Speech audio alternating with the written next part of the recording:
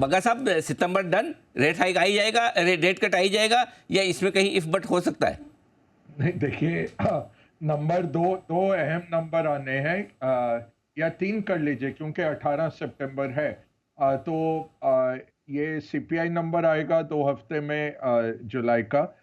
जुलाई के जो jobs create हुए हैं वो कल नंबर आ जाएंगे 2 अगस्त को। तो उससे क्लैरिटी आएगी लेबर मार्केट किस तरफ जा रहा है और अनएम्प्लॉयमेंट कहाँ है।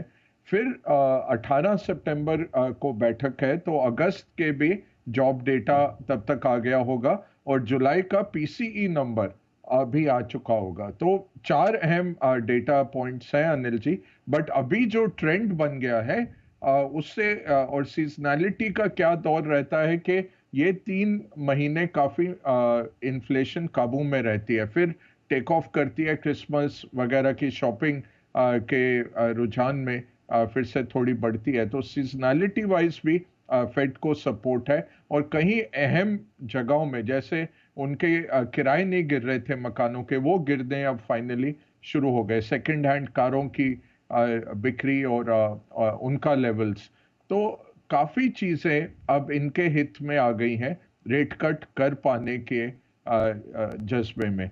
कल जो अहम बात रही अनिल जी, सवेरे आपने भी एडिटर स्टेक में मेंशन किया था, सिर्फ मैं रिपीट कर देता हूं। एक तो जो भाषा थी पॉलिसी कमेटी मीटिंग की, एक पेजर वो निकालते हैं, वो भाषा का एक एक शब्द पढ़ा जाता है। अभी तक क्या कह रहे थे? Attention on inflation. अब कह रहे हैं attention equally on inflation and jobs and growth. तो ये बैलेंस में आ गया। और ये उन्होंने फिर अगर कोई मिस कर गया और फिर से उन्होंने बोला अब हम बैलेंस्ड व्यू है, चाहे हम रिस्ट्रिक्टिव हैं। दूसरी बड़ी अहम बात थी, बोला 2019 की इकोनॉमी आ गई है, ये 2019 जैसे हम आ गए हैं और अभी भी हम रिस्ट्रिक्टिव हैं। तो थोड़ा सा इकोनॉमी में स्लो डाउन दिख रहा है, लेबर मार्केट में स्लो डाउन दिख रहा है। अभी भी चिंता का विषय नहीं है, सॉफ्ट लैंडिंग ही दिख रही है कि धीरे से इकोनॉमी नीचे आएगी, बट रेट कटौती का हमारा माहौल बढ़ जाता है। फिर एक रिपोर्टर ने यह भी पूछा कि आप 50 बेसिस पॉइंट काट देंगे क्या? तो सीधा उन्होंने कहा नहीं, ये तो अभी टेबल पे आते नहीं दिखता। बट ये अच्छी गुगली थी क्योंकि तीसरी बारी उन्होंने कहलवा दिया उनसे।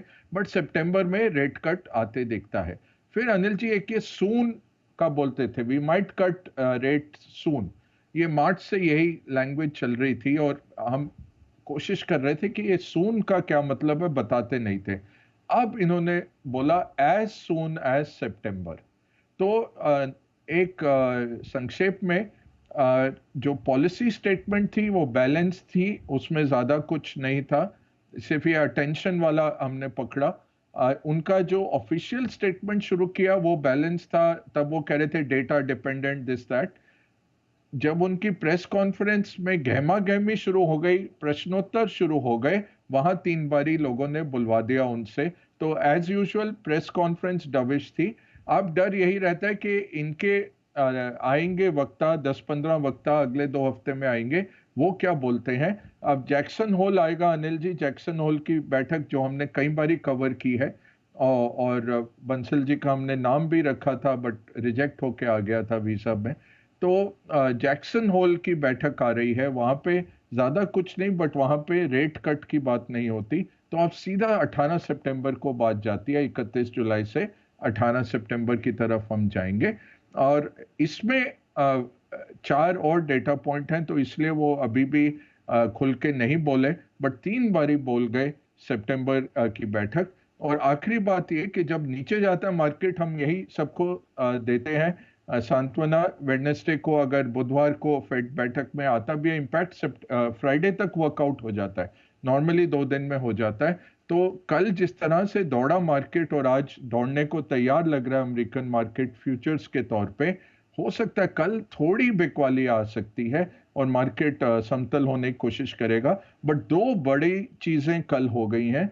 एक ये फेड की रेट कट लगभग निश्चित हो गया सितंबर में, और 2 बारी दिसंबर में। वही अनिल जी जो हंस के पूछते हैं, अब 70 बेसिस पॉइंट पे आ गया अनिल जी, 60-65 से 70 बेसिस पॉइंट दिसंबर तक। इसका यह मतलब है मार्केट सोच रहा है कि 50 भी शायद कर दें, शायद 35 कर दें। कई बारी चीनी बाजार जो है वो 12.5 15.5 ऐसे भी करते हैं कि भाई 25 में ही क्यों मूव करना, वो 2.5 की मूव नहीं करते। तो 70 बेसिस पॉइंट मार्केट अभी दिखा रहा है और अगले साल के अंत तक 160 बेसिस पॉइंट की कटौती मार्केट दिखा रहा है। दूसरी अहम चीज जो कल हुई, माइक्रोसॉफ्ट का एनालिसिस जब हुआ पूरा अर्निंग्स का, देखा ये आर्टिफिशियल इंटेलिजेंस में और पैसा डालेंगे। मार्केट को ये डर लगा हुआ है, $600 बिलियन आर्टिफिशियल इंटेलिजेंस में डल गए हैं। इसका रिटर्न ऑन इक्विटी दूर दूर तक आते नहीं दिख रहा, रेवेन्यू मॉडल नहीं दिख रहा। ये जो बड़ी बड़ी कंपनियां हैं वो $5 बिलियन साल का गंवा रही हैं आर्टिफिशियल इंटेलिजेंस पे इतना पैसा डाल के। तो ये मार्केट से ग्रेट रोटेशन हो रहा था out of tech into banks और एनर्जी। बैंक्स एनर्जी में पैसा आ रहा है, बट बैक टू टेक कल आया 13%, जो एनवीडिया भाग गया और बिग टेक जो बढ़ा, और फिर फेसबुक के दमदार नतीजे आ गए, मेटा के 5% वो अब था आफ्टर मार्केट में, उसके अच्छे नतीजे आए हैं। अभी एप्पल और अमेजोन के नतीजे आने हैं इस हफ्ते में। तो ओवरऑल वो जो ग्रेट रोटेशन का डर था वो भी थोड़ा सा ढला कल, अनिल जी। लेकिन बग्गा साहब, एक और बात जो दबी जुबान में आजकल बाजार में लोग कर रहे हैं, बोले कि अगला शायद कहीं ग्लोबल मार्केट में थोड़ा ऊपर नीचे वोलेटाइल होने का ट्रिगर ये इजराइल और हमास के बीच में जो बड़े डेवलपमेंट हुए हैं उससे बन सकता है। कहीं अमेरिका और बीच में कूद गया, कुछ हो गया, ऐसा कहीं कोई होने की संभावना और बाजार पर इसका डर या असर आप देखते हैं सर? संभावना तो रहती है अनिल जी, जब ऐसे स्टेट एक्टर्स हैं और नॉन स्टेट एक्टर्स हैं। बट ये सोच की बात मैं बोलना चाहूंगा, अगर 7 अक्टूबर को इस तरह से हमास के इतने सारे टेररिस्ट आ सकते हैं, इतने लोगों को मार सकते हैं, तो इजरायली इंटेलिजेंस क्या कर रहा था? और वो इंटेलिजेंस इतना सक्षम है कि तेहरान में घुस के मिसाइल मारी है, और ईरान ने कंफर्म किया कि ये मिसाइल इजराइल से नहीं आई, एक नियर बाय बिल्डिंग से किसी ने मारी। मुझे तो यही लगता है जैसे जनरल सोलामनी क्या सुलेमनी को मारा गया था। ये पावर स्ट्रगल है ईरान की, और जो हमास का पुराना लीडरशिप हो गया था, जैसे पाकिस्तान अपने टेररिस्ट को ख़त्म करते हैं जब वो लीडरशिप उनके काम का नहीं रहता। तो मुझे लगता है ज़्यादा ये ईरान इसराइल का पर्दे के पीछे कुछ करार हुआ, जो इन्होंने ये गिव अप किए ये टारगेट्स इजरायली डोमेस्टिक कंजम्पशन के लिए भी, और ईरान अपना सफाई करना चाह रहा था अपने घर की। मुझे नहीं लगता कि इतना सक्षम इंटेलिजेंस है। अगर जिस तरह से 7 अक्टूबर को अगर उन्होंने अलाउ किया, या तो 7 अक्टूबर जान के अलाउ किया गया, या फिर ये कुछ और है पर्दे के पीछे। तो ये एक कॉन्स्पिरेसी थ्योरी आप कह सकते हैं, या एक मत कह सकते हैं कि कुछ नहीं होगा, वैसे ही 300 ड्रोन उड़ाए जाएंगे, या इजराइल की कोई एम्बेसी के शेड के ऊपर एक मिसाइल दागी जाएगी और ईरान कहेगा अभी हो चुका।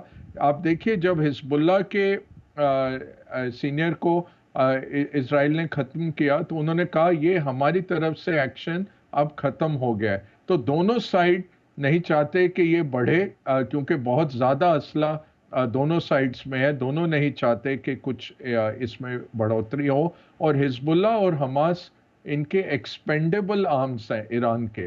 तो ईरान ने ही इनको पैदा किया है, और जब ये थोड़े बड़े मॉन्स्टर बन जाते हैं तो यही इनको ख़त्म कर देते हैं, जो इनको पसंद नहीं है। नहीं तो कतार में रहते थे, कतार से तेहरान आए ईरान के प्रेसिडेंट को कॉन्ग्रेचुलेट करने, और उसी रात को इनके बिल्डिंग पे मिसाइल छोड़ी जाती है। ये कुछ बात पचती नहीं है, बहुत ज़्यादा कोइंसिडेंसेस हैं।